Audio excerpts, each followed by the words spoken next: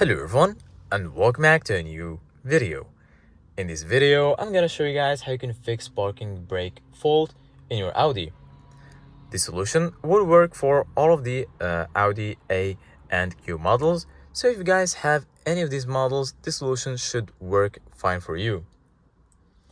So, this warning usually indicates a problem with the electronic parking brake system, which automatically applies and releases the brake when the vehicle is parked. Start by turning the vehicle off, waiting about a minute, and then restarting it. Temporary electronic glitches can sometimes trigger this warning.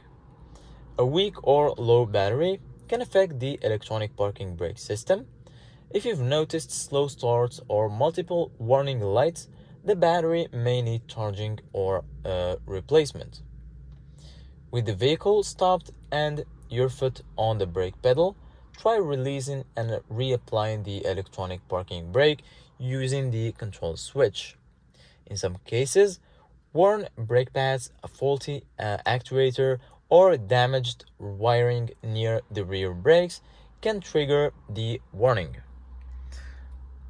If the warning remains on the dashboard, the parking brake module or sensor might need a professional diagnostic testing.